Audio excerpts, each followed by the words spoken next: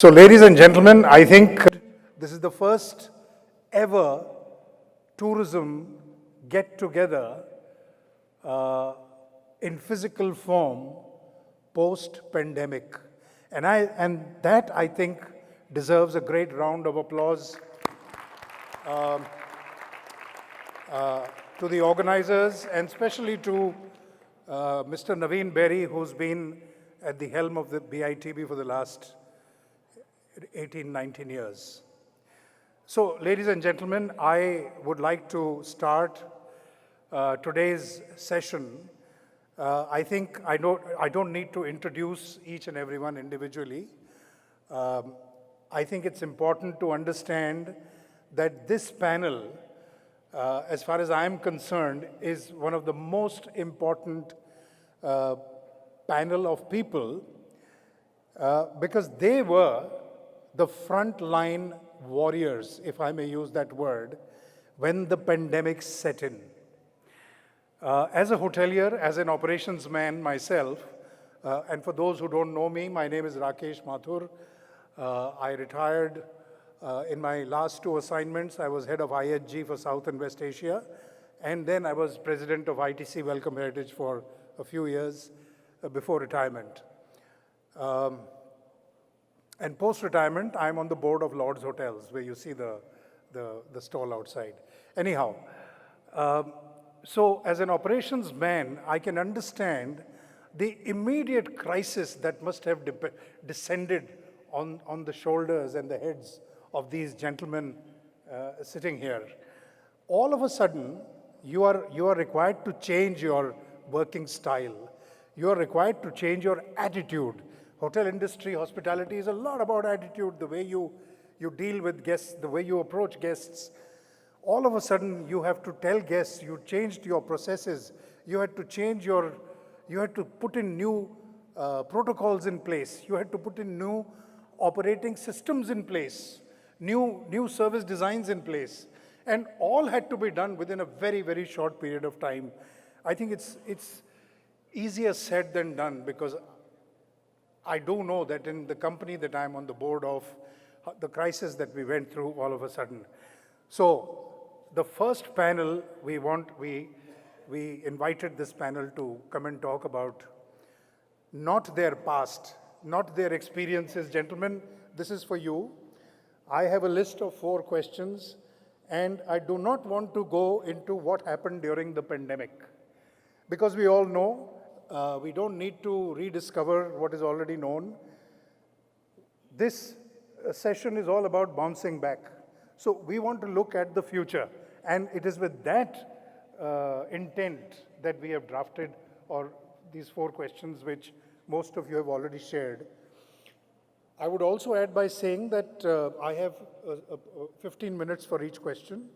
And for these 15 minutes, everybody may not get a chance to speak. So just raise your hands, and at random, I will request as many people who can speak within the time frame of 15 minutes. So that is the protocol here.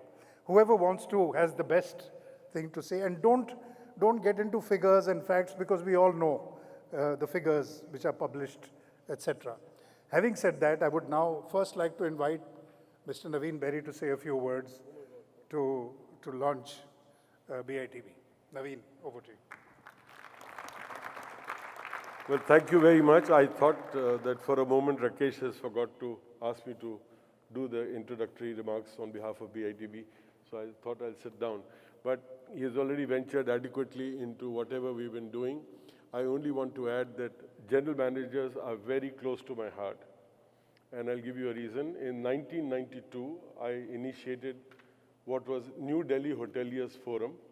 There were 18 5-star hotels at that time in the city.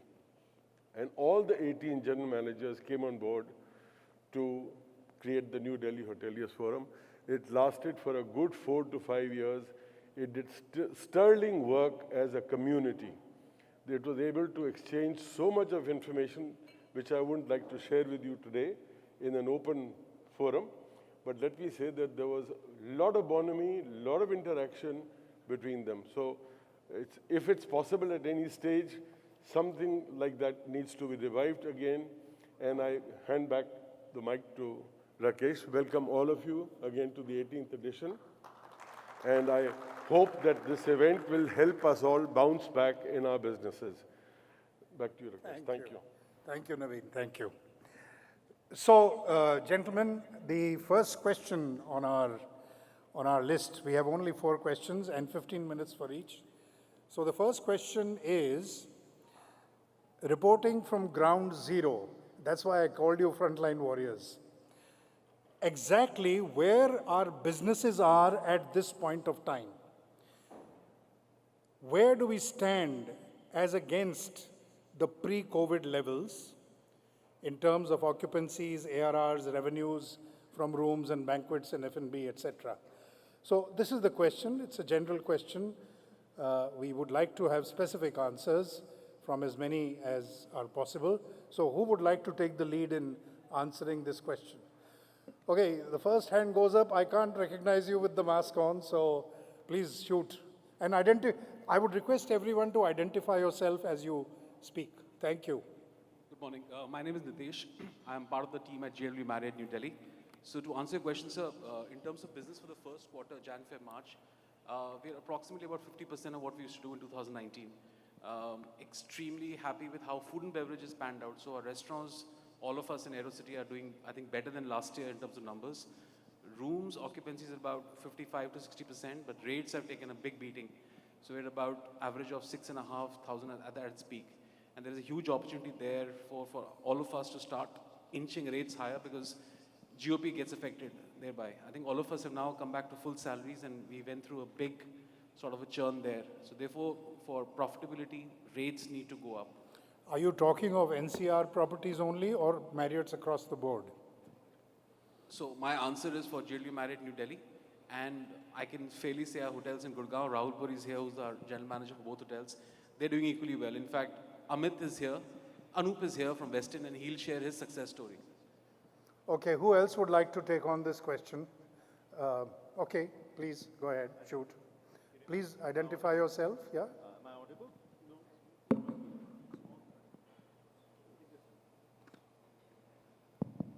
Good morning. I'm Anupam Dasgupta, General Manager at the Leela Palace, New Delhi. So we are at about 50% of our what we used to be in terms of our occupancies. But food and beverage wise, as Nitesh said, that's one area where it's about 75 to 80% of what we used to be. In fact, February was very good, mainly because of Valentine's and a few other weekends that were quite buoyant.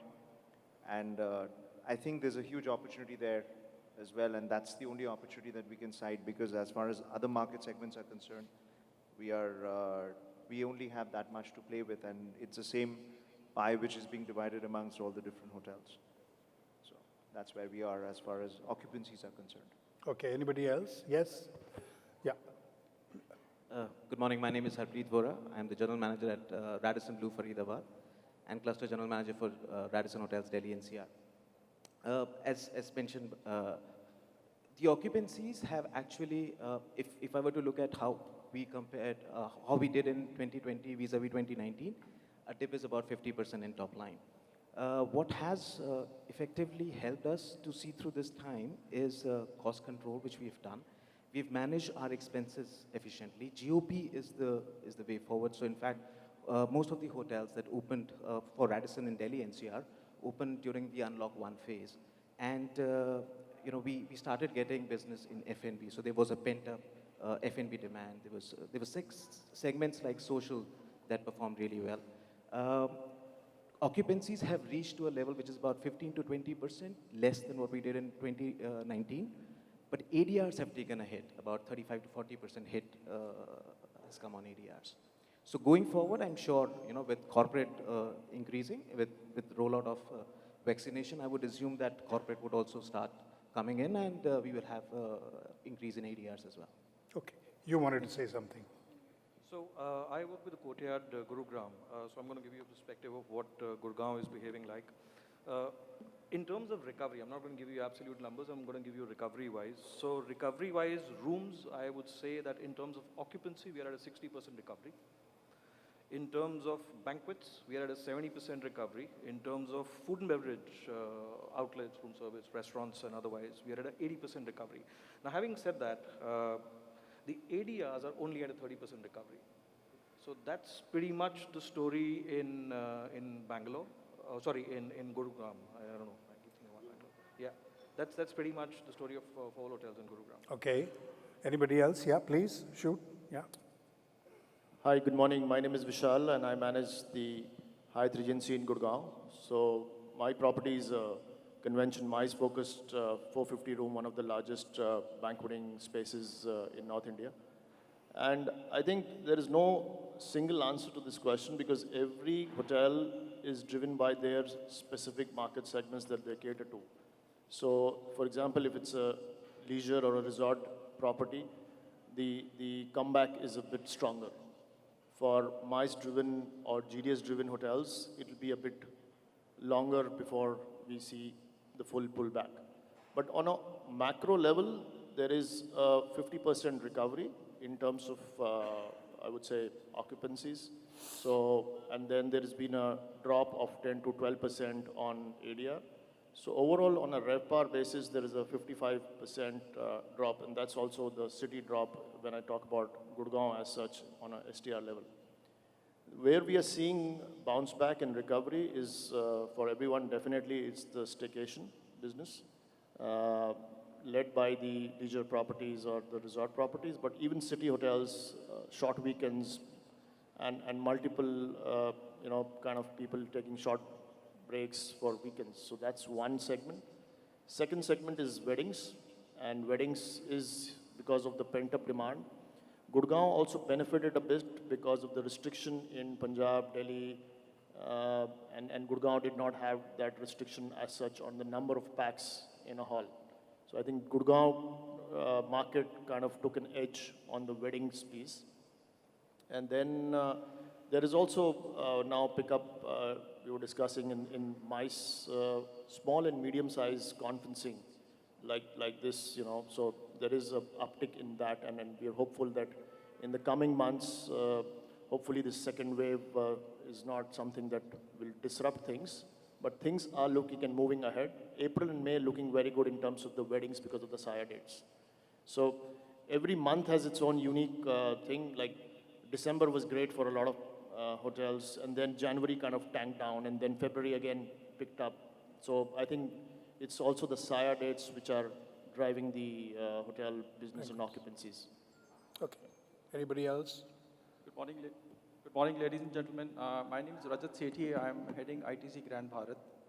So for us, post the pandemic, frankly speaking, there's been no looking back. Since we opened from 12th of June, we've been doing higher occupancies, we've been doing better ADRs, better F&B revenues. So we were quick to understand the psyche of the customers. We came up with certain COVID protocols, VSO program. So hotel's been doing well since we opened, just that the dynamics have changed. Driving has become the new flying. Small has become the big now. And the luxury now means the cleanliness and sanitization. So people are looking for slightest of an opportunity to go out and celebrate. Celebration is a big segment which has come up now. Celebration with the close family and friends. So we have so many of these groups, they come by to celebrate occasions. People have understood one thing, that money in the bank is of no use, especially in the pandemic. So people are coming out and spending. The domestic demand is huge. Weddings are huge. So we've been running, frankly speaking, our hotel's been doing better than the pre-COVID days. And road ahead is also looking very, very good for us. And the budgets that have been given to us this year is very, very bullish, and we are very confident that we're going to achieve that. Thank you. Thank you. Anybody else? I will. Sorry. I will, because it's not easy to pass after Rajat, so I take this. All right. I take this lead. Hello, everyone. My name is Sylvain, and I'm taking care of all IBIS in India. We have 19 hotels, part of the Accor group. Just to give you, because you were telling each hotel has his own pace. Globally, for India, metro cities are leading the show in terms of recovery, and mainly the hotels we have in city centers. We have also some some good feedback of activity in cities like Nashik, Coimbatore, Kochi, where the hotels have a great location in the city center and tracking all this staycation and leisure market. We have a bit more difficulties where we are in front of IT business, purely corporate. You know that IBIS used to be really business oriented. Now, hearing about weddings in a smaller scale, IBIS has really get a game changer, and it's coming through also this year during all 2020 with lots of pre-weddings, small intimate wedding. So more than the occupancy today, it's more the ADR that is a bit lower than what we was in the past. We are, I think, recovery on occupancy over 60-65%, when the ADR is still around 50-55% of what it was in 2019. Now we are focusing, and I think everyone, on our RGI and where we are compared to the ComSet, and we have managed to reach the over 100 for the full portfolio, which is a good sense and showing the growth. Nothing has gone down during the past 5 months. So November, December, Jan, Feb, March, we are on a growth constant, and we are expecting April and May, if not too many restrictions in Maharashtra, we are expecting to continue this growth. Thank you. Anybody else? We have time for one more person. Yeah. Morning, everyone. My name is Anoop, part of team at Western Sona Resort and Spa. So I echo with Rajat, with resort perspective, recovery is inching close to 100%. We could even drive better ADRs than pre-COVID era. I think primarily from a segment perspective, it's corporate, which is currently not producing the same as pre-COVID. However, we have seen a great trend in terms of socials. And next quarter, with so many auspicious days, we only, trend is only getting better, and I think it will be one of the best summers for a lot of resorts with leveraging these auspicious dates. So I think from a recovery standpoint for resort, it is inching close to 100% now slowly. Okay, I think we've just completed 15 minutes, so I'm going to move on to the next question. But before that, I think we all got a set of figures from everybody. F&B seems to be doing well. Banquets is bouncing back. The concern here is room occupancy and ADRs. I think, but what is most interesting, what I found in what everybody had to say, apart from quoting some figures, is this general level of confidence which is being displayed, and also the innovation bit.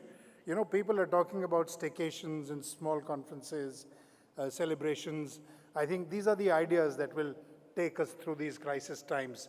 Question number 2. Going forward, where do you see the business going? Which segments, with what traction, and in how much time? Now, it's a very precise question. We want precise answers, what you feel. That which segments do you think will pick up, and how much time, and with what traction? Timing is very, very important. Yes. So, good morning. My name is Madhav. I'm the General Manager at Andaz Delhi, and warm welcome and delighted to have everybody here with us. So, it's obvious that everybody's at 50% of what last year was. Everybody is at healthier flow-throughs of what last year was. And food and beverage is a driving force, and weddings and socials are here to stay. And that's sort of a result of, pent-up demand and things like that for weddings as such. But moving forward, the key point is going to be innovation. It's not going to be survival of the fittest or the strongest or the most confident amongst us. It's going to be about those who are able to adapt to change, because this new normal is not going to be about, one wave after the other. Things are going to change rapidly. And teams which are more agile, teams which are more innovative and sort of able to adapt to change are going to be much better off. I'll give you Andaz Delhi's example. For instance, our market share has increased exponentially, without giving away big numbers. Exponentially in the last 7 months, we've been well ahead of fair share in AeroCity as well as our ComSet and primarily driven by the fact that we've been agile and adaptive to what the market has been and been able to drive business other than GDS and corporate travel, which a lot of hotels were sort of heavily dependent on in big cities like ours in NCR. So moving forward, there's a certain percentage of corporate travel that's not going to come back. The stay at home, work from home, and limited travel perspective that a lot of large corporates have developed is here to stay. It's not going to go away. So I would make a guesstimate to say that about 20% of global corporate travel is not going to come back in the next 2 to 3 years easily. So that has to be compensated for. And similarly, large MICE events, which would be, you know, hundreds and hundreds of people, that business is also going to lose a bit of its top line. So say about 20% of that. So hotels which were heavily corporate driven and heavily MICE driven, like ours and many in our neighborhood, are going to have to be able to compensate for that piece of business that's not going to come back. And it's going to scramble for socials and weddings and innovative solutions like staycations that you were referring to. So it will point down to basically who's more adaptive. So certain piece of business is not coming back in the near future, 2 to 3 years, that's going to have to be replaced. And then what's left is what everybody is going to be sort of fighting for. But I'd say very safely that basis the confidence which we are sensing in the market, a lot of GMs I was talking to earlier before we got on the dais, we're all talking about corporate business coming back, GDS coming back, and the sky is opening up slowly but surely. So I would say by Q4, 50% of last year would be up to at least 75 to 80% of last year. So I'd say 2019 Q4, we should be at 80% of that by 2021 Q4. And that growth should sort of continue in the year after that. And the biggest success at the end of it will not be just those who are able to replace the business which is not coming back, but the flow-throughs and the efficiencies that hotels are able to drive to the bottom line that Harpreet had mentioned also earlier, that, you know, certain hotels are going to be able to drive much better efficiencies, and therefore they're going to take back to the bank and take back to the owners as much as what they would have had there been no COVID. Thank you. Thank you. That's a good one. Yes. Namaskar, everyone. This is Vikas Suri from Lodge Hotel, and I represent mid-segment hotel pan-India. So a different perspective from mid-segment hotel. What we have seen in terms of where the business would flow, as we have hotels in business destination, religious destination, and leisure destination. Leisure, as obviously known to everybody because of staycation, because of drivable distance, is doing fantastically well. Religious destinations, from the time the temples opened up, November onwards, we have seen a steady flow of pilgrims and business has been growing.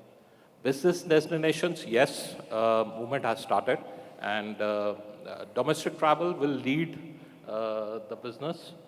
Corporate travel would also slowly, steadily increasing from September onwards, and it will continue to grow in, unless until we have a phase 2 of pandemic or something happen. So we've been very optimistic about this. Hotels which were dependent on inbound are the hotels where recovery has not happened what we had anticipated, and this will still be a concern till this year. Short haul inbound will happen in coming days, but long bound inbound is still a challenge. But overall perspective, things are looking brighter. We've been growing in our occupancy right from September onwards, and very hopeful that the budget that we have set in would be achieved. Thank you. Thank you, Mr. Suri. Anybody else wants to comment? Yeah, please. Morning, everyone. My name is Ashwini, and I see the Radisson at the airport, and I also look after the Rajasthan hotels for RAG. I think as a hotel, I must say that the segments that are, and I of course agree with whatever has been said on the panel, but the segments that are really or can help us at this point of time are the small, medium industries. SME, which probably was ignored from our segment from five-star hotels, I think has really helped us survive, helped me as a hotel to survive in a city hotel. And going forward for the next 6 to 7 months, we must see how we can reach the tier 2, tier 3 cities to see that we can get business from there, which is one perspective. Second would be in terms of Rajasthan, as it's with Rajat and with Anup, I think Rajasthan hotels being in the cities, leisure cities, have started doing very well. And because we still had about, if we had 11 million inbound tourists in 2019, we still had 25 million outbound tourists, which outbound is not happening. And that's the segment that we can bring about in all our hotels and look at what we could offer to them to kind of stay in the hotels within the India. And that segment is much bigger than what we used to receive in the inbound segment. So I think that's the opportunity for each one of us to encash within our various locations and cities. Thank you. Thank you. Yeah, please. So I completely agree with you, Ashwini. The 28 million, that is the outbound figure, is going to be inbound. Will be within the country, and all hotels, not just the leisure hotels, but even the city hotels will have to try and do something about that, because that's business is not going anywhere unless the skies open up, both outbound and inbound. The other thing is with the vaccines and being in place and more people getting vaccinated, I think domestic corporate travel will pick up, and that's something that we need to look at. Yes, MICE in a large way will not be back the way we've had it before, with hundreds and hundreds of people traveling all at the same time. That is going to be a bit of a challenge, not before 23, 24. But by the end of 21, I agree with Madhav. I think we should be about 75% of, I think you quoted a figure of 80, but I would say about 70, 75, I'm a little more pessimistic about it, of what we saw in 2019, primarily because inbound leisure won't be there, and the big MICE events will not happen. So that's my prediction. Any other comments? Anybody else on this? Yeah, I also feel that the wedding is going to be a big segment this year as well. And also people are these days looking at customized experiences. So the staycation packages that we are floating in the market primarily are catering to all the domestic clients which are drivable distances. So people are looking at more of customized packages. So we have to be more fleet-footed and we have to be more flexible with coming up with the packages which the market is demanding. There's been a lot of transformation which has happened internally within the hotel structure also. We have bigger breakfast venues now because people are traveling with families. And where the room used to be occupied by one person, now we have 3 people average in a room. So we have those many extra guests coming for breakfast. Breakfast used to be the quickest meal of the day. It has become the longest meal of the day. When people, they come for staycation, they are sitting through the breakfast, and hotels have come up with multiple venues for breakfast. So these kind of transformation, if we are able to adapt fast, we are able to offer customized experiences. Domestic FIT, staycation, and weddings is the way forward for this year also. That's what I feel. Thank you. Thank you. Anybody else? We have another few minutes. Yes. While we spoke about the segments and it is what it is, now let's try to understand why is staycation doing so well. Staycation is doing well because an individual traveler, having seen all our hotel ads, knows for a fact each hotel is safe and sanitization processes are in place. MICE is a big pusher for all our hotels. Now, we as a community of hoteliers really need to start working with the travel partners and trying to convince these people that hotels are really safe. In fact, airlines do a great job in marketing that. Hotels as a community all together, I think while individual chains have done what they have, was a huge opportunity for all of us and push Delhi as a destination or Mumbai as a destination with massive, I think if you put all our catering spaces together, we're talking about a minimum 1 million square feet or thereabouts, which is lying pretty much empty. If we do events, get travel partners like Rohit is sitting here, and we did a huge one with a very major MICE company, and they invited about 40 of their travel partners. Each of them said, we're ready to come. But now they have to go back and start convincing their fellow partners. So now's the time for the industry and travel partners to come together and start portraying the right messages. Very, very important point. Very good point. Thank you. I mean, anybody else wants to? We have another 3 minutes. There is 1 minute. Yeah. Yes, please.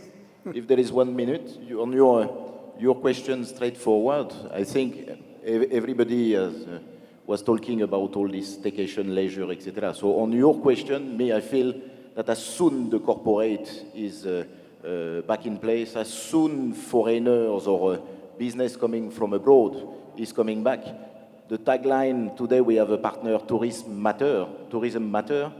I think travel matters, we can see that internally the traveling flight are packed, but we are waiting some additional business coming from abroad. And this will be the game changer that we are expecting all, I guess, in June, July, with some opening borders. Okay. Yes, yes, please. If I can just add to this, in fact, we are getting corporate MICE queries as well, and there's a new format like staycation. There's a new format called hybrid meetings that has come into effect now. Sorry?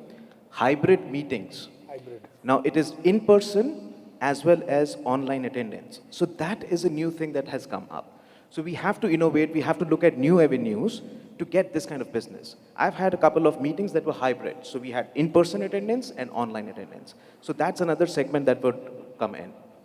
Very good. Thank you. Very nice. Anything else? Yeah, one thing that we've also experienced, and which is something very different and new, which has come up, is launches of products without people. So online launches, so they take up banqueting spaces since we have large spaces.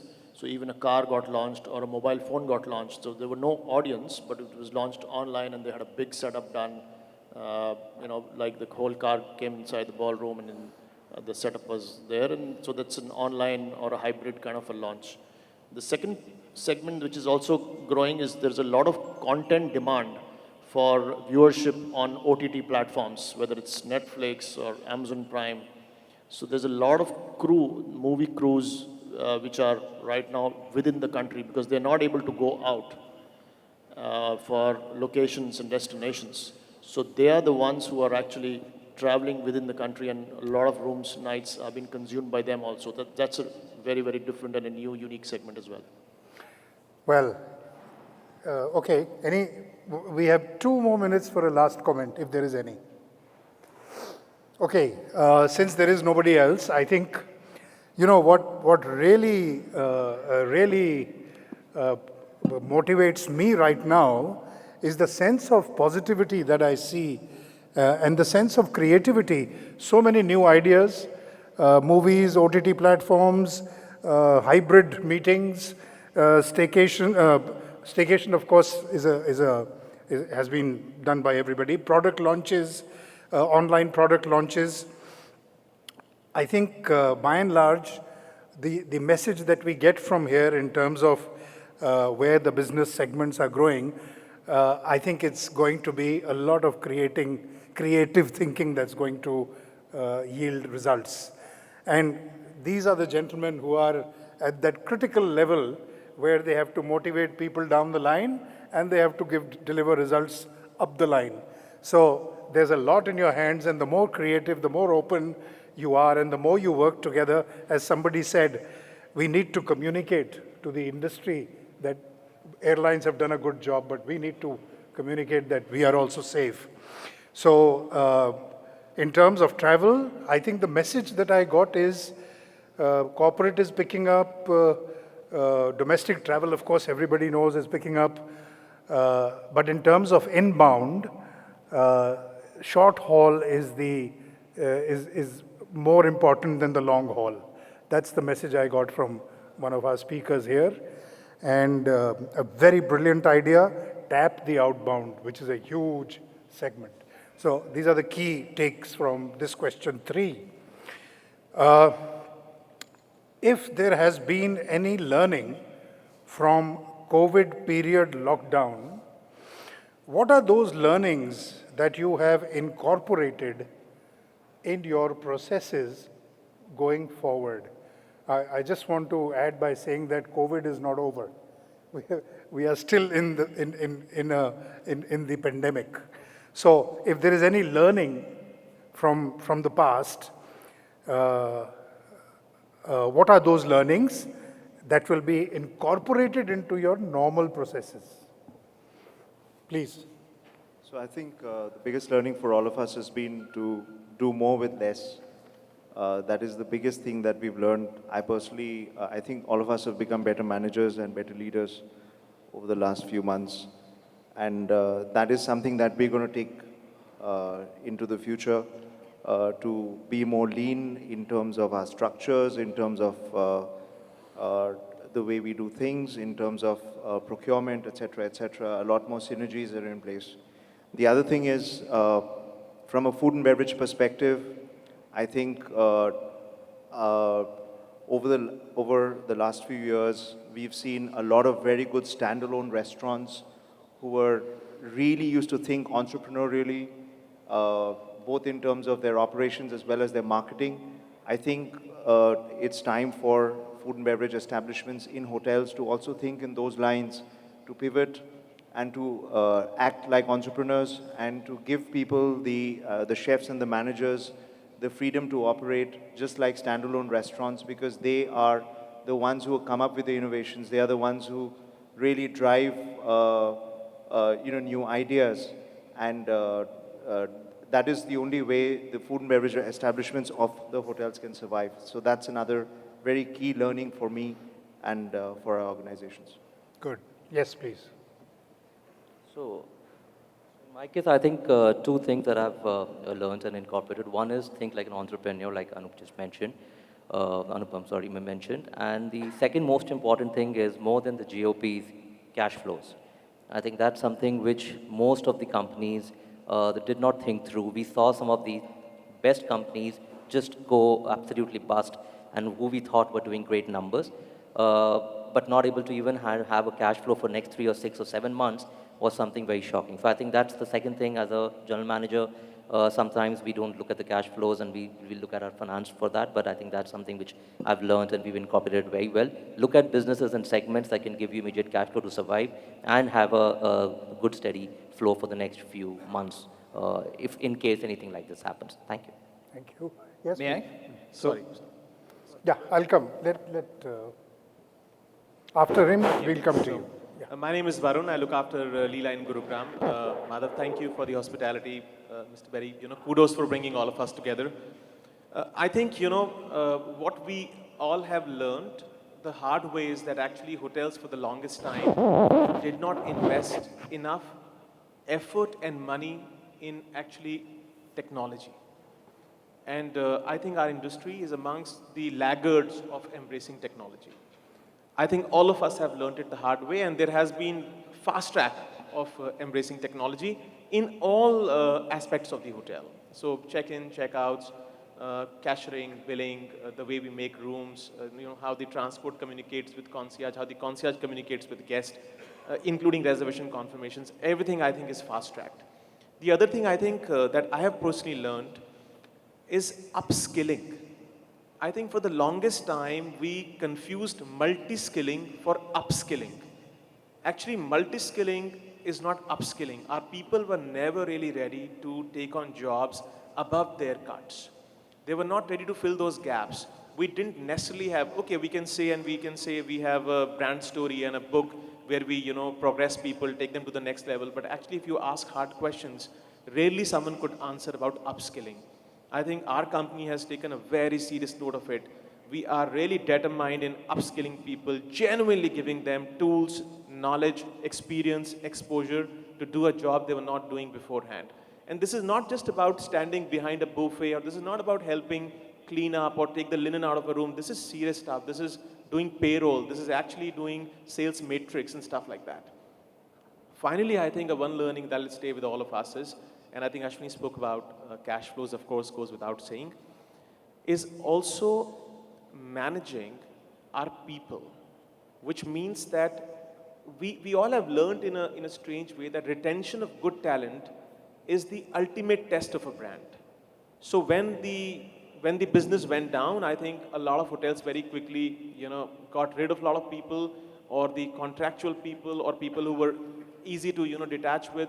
But when you now go back to hire and the markets are opening up, the real talent, the good talent isn't that easily available.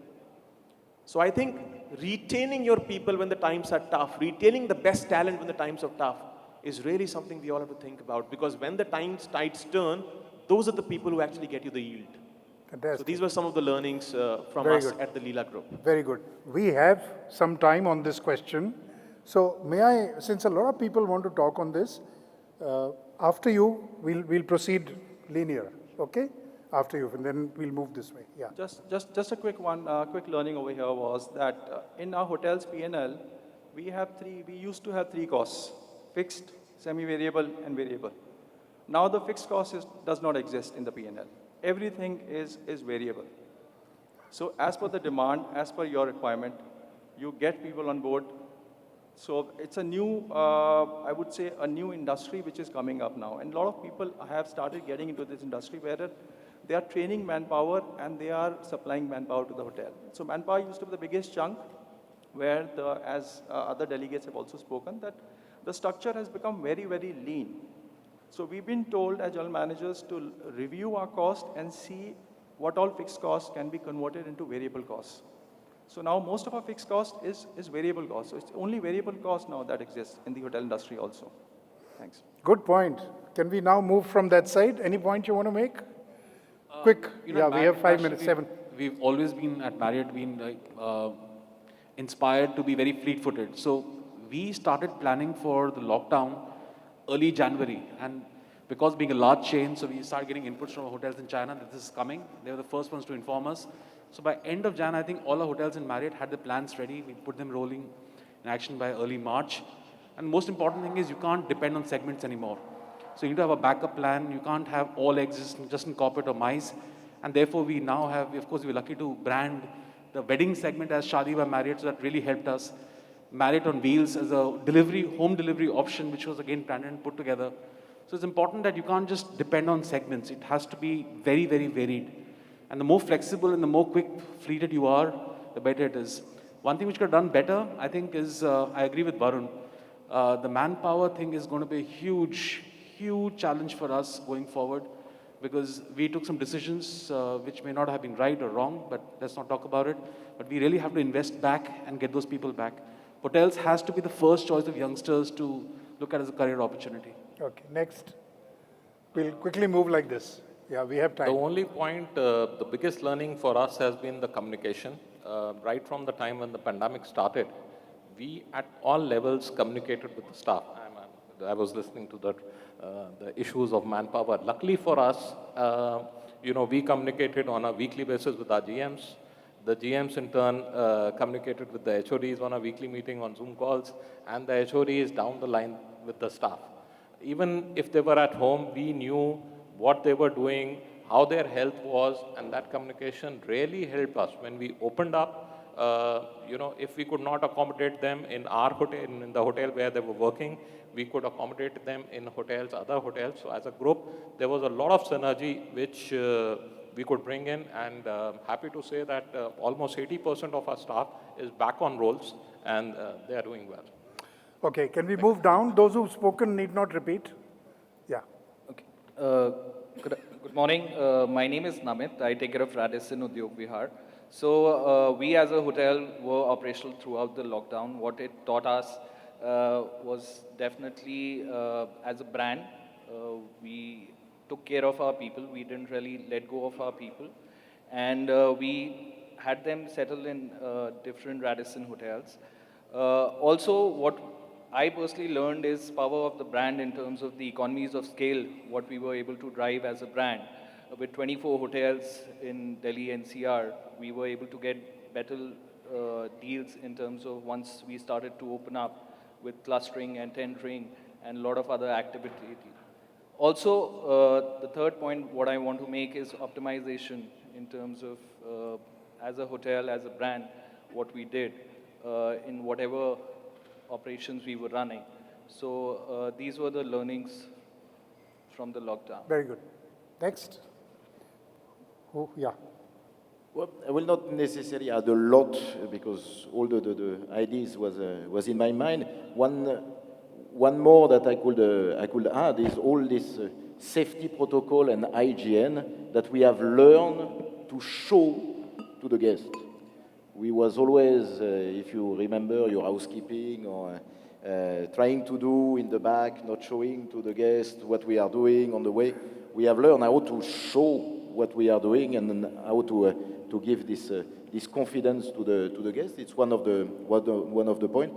I think hospitality during a long time out of design and I will say mainly architecture originality, we have been a kind of mammoth to move on agility. And we have done so fast during this past months. We was talking about technologies, adaptability. I think we have followed, all of us, all what was happening. We talk about wedding, which is now. We have talked about how to support companies to do also business at the hotel, working from the hotel, all this adaptability of what has been done. And then I think the point of Varun on the talent and where we are sitting today, this capacity also for developing people on the best that they can do, because development and salaries increase is still a difficulty in mine, and talking more about upscaling or upselling instead of multi-purpose, which could have been said during this period. It's a big point. I'm just in fear, seeing a bit what happened around me recently. Just a bit fear about emotional effect that could come in coming months. You know, with some family matters with our talent. So we are opening also more and more, not training, but interaction with the teams to checkpoint some emotional effect. Because lots of things has not been said. Lots of people get some problems internally at the moment, or affecting the family. So when we talk about the importance of people in our business, it's something that we need to take care for the coming months. Thank you. Thank you. Anybody else? Two things, learnings. One, definitely we've been all very, very efficient. Efficiency is the key in everything, whether it's people or processes or even usage of products. The second thing, which probably someone didn't touch, is the hygiene aspect to it. That has become now part of our lives for times to come. Like what happened in 9/11, where the DFMD and the baggage scanner has become a part of our lives. Wherever you go to a cinema hall, you go to a hotel. Similarly, hygiene is here to stay forever. Corona might go, but the next pandemic might come back. So whether it's temperature checks or hygiene or social distancing, that is here to stay forever. So I think that's the biggest change, I would say, in learning. Okay, good. One last comment, please. Anybody? Sir, I'm just going to add to all of this, basically. I mean, learnings of COVID, we could all probably write a book and a set of memoirs as GMs of hotels on how we contracted our business down to out of operating out of one room to expanding back up to out of 525. In the previous question, I'd answered the need of innovation and adaptability. And in this one, I think one of the biggest two learnings, the biggest one is the need to have a diverse market mix and a base to support you and your business moving forward, and not be heavily dependent on one core segment and then tom that around and, you know, think that you've done it all. But to constantly have a diverse market mix supporting you and your property in all aspects of your business, from food and beverage to events and to rooms. And the second part is some of what was touched here also, that, you know, is the people quotient and being able to care for people so they can be their best, and watching out for them, whether they're the owners, whether they're your employees, and being able to take time out for them, and being able to focus on that more and more than what we probably ever did before. Family, partners, aggregators, supporters, of all sorts and walks of life who've been there with you through this last 1 year, and making sure that you're not leaving them behind as you move forward, but keeping it together and caring for them through the whole process. Okay. Anybody else? One last point? Yeah. The biggest learning I feel, apart from usual suspects like sanitization, managing the top line, I think the biggest learning for me is driving culture. And I think as general managers, we are custodians in driving culture, because, in times to come, I think the fight will not be over market share. It will be about retaining the right talent. So I think the biggest learning out of this pandemic is about driving the right culture. Thank you. Okay, so this brings us to the end of this third question. Some very, very important points, but I think in the beginning, one person summed it up by saying that the pandemic has taught us to be better leaders. And I think that sums up everything, because whatever new ideas that are coming up, that we should be more HR focused, we should be hygiene and sanitation conscious, which gentleman here spoke about.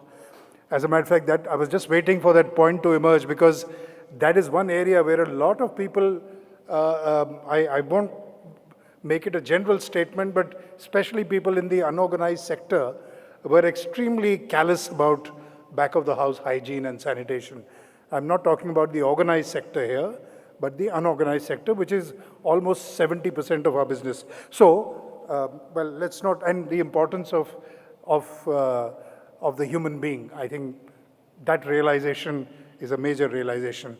So, in a nutshell, I think that all our general managers have learned to become better leaders. I think that's a great statement to make.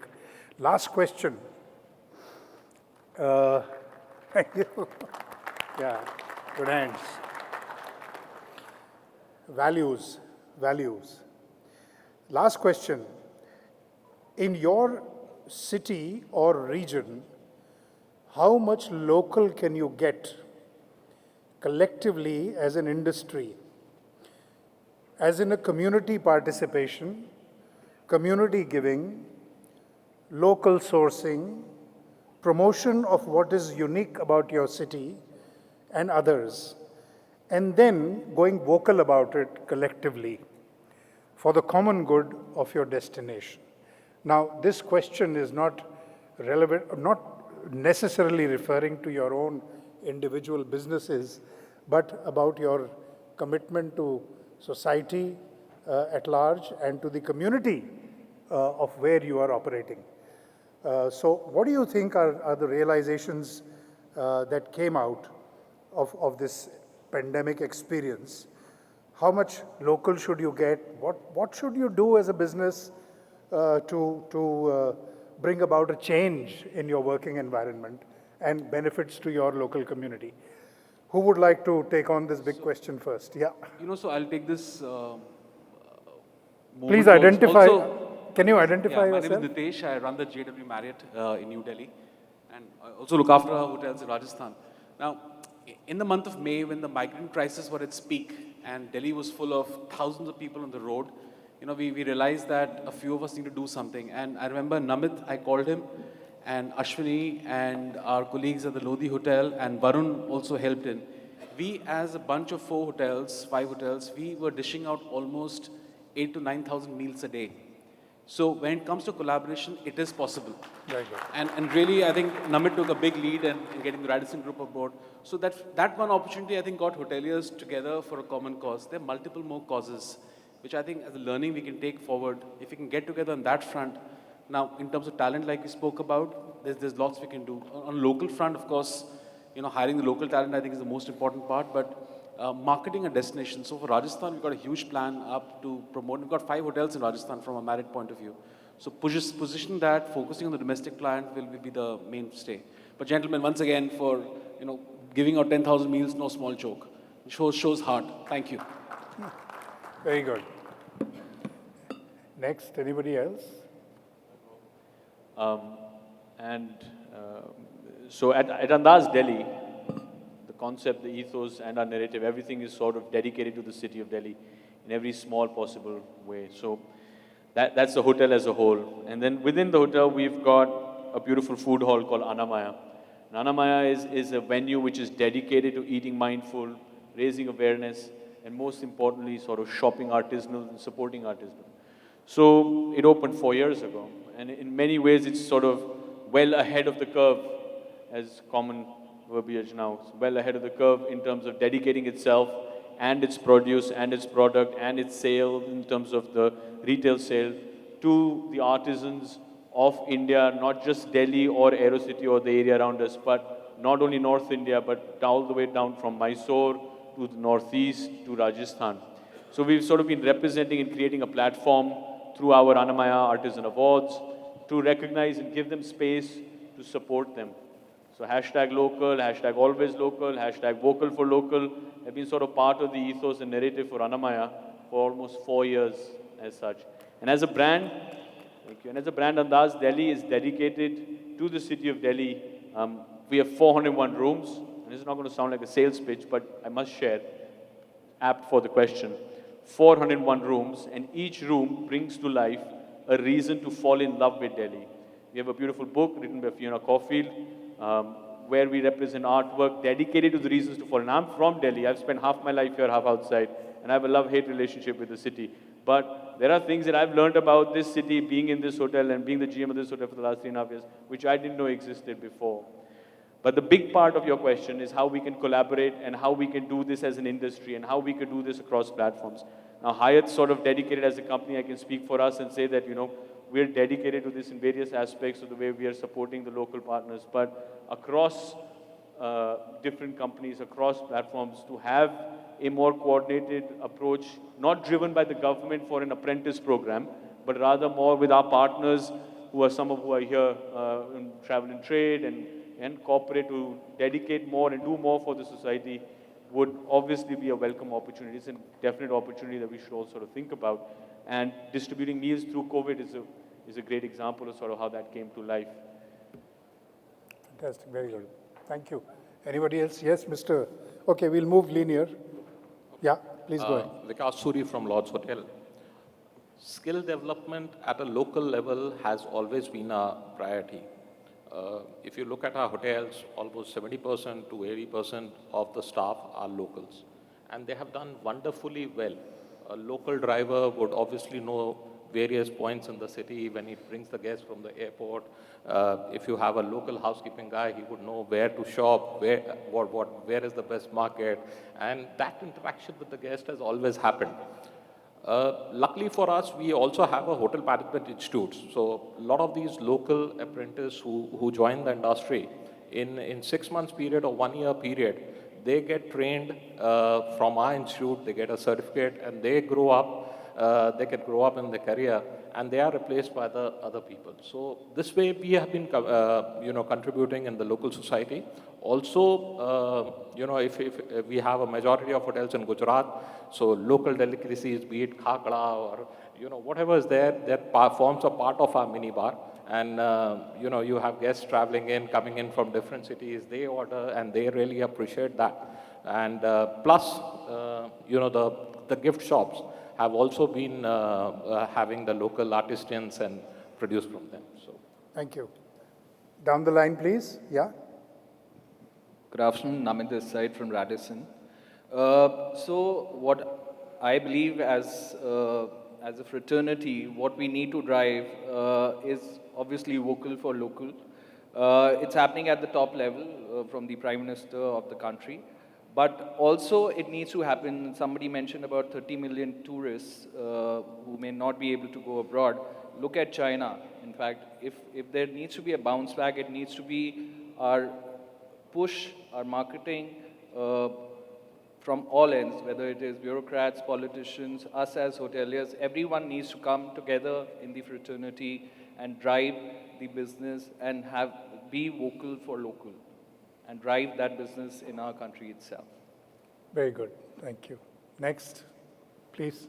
I will just take it in the other side to change a bit. I think representing Accor and with this global program that we have, Planet 21, that we are running from over 20 years with charters about different sustainability and CSR, I think all of this is supporting us logically to go through. So, because we are already buying local, so it was much more easy during the lockdown. Because we are hiring local, everybody was available on a short distance when we was on difficulty and bringing back the people to work. The activities that we was already running and the different contact network with authorities, hospital and whatever, give us this opportunity also to react quickly, to work with quarantine. Just reminding that Ibis Delhi was the first hotel answering to the authorities to welcome quarantines and all the different tied-ups that we have done with hospital. So it's something that we have already, all of us, different brands local or global. And I think this is helping us clearly during this period to go through and continuing and not finding this as an additional that we need to do because it's a logic and it came true. If I can add to it, well, why only hotels? It should be with every business group. You know, everyone should be vocal about local. At Radisson Hotel Group, we have also done clustering during this time, and we have made clusters within, and epicenters within a cluster. So Delhi NCR has about 25 hotels. So within that, we have made epicenters, and we are promoting local vendors from that particular epicenter to supply to hotels. In our staycations, we have included local attractions. I mean, I head the Radisson Hotel in Faridabad. I have limited options. But I ensure that we give local tours to all those people who are staying with us under a staycation package, just to promote, just to do our bit. You know, clusters, again, would encourage local vendors to supply. You know, it's the same perishable or same fruits, vegetables that we get from other big suppliers. We would rather encourage the local suppliers to do that. Thank you. You wanted to say something. You want to show? Yeah. So I'm Rajat Sethi. I head the ITC Grand Bharat. So when it comes to promoting local culture and heritage, I think ITC believes in promoting the Indian culture and heritage. Our ITC Mughal, which was the first hotel which opened in Agra in late 1970s, is promoting the Mughal culture, followed by was ITC Maurya, promoting the Mauryan culture, then ITC Grand Maratha, ITC Grand Chola, ITC Royal Bengal.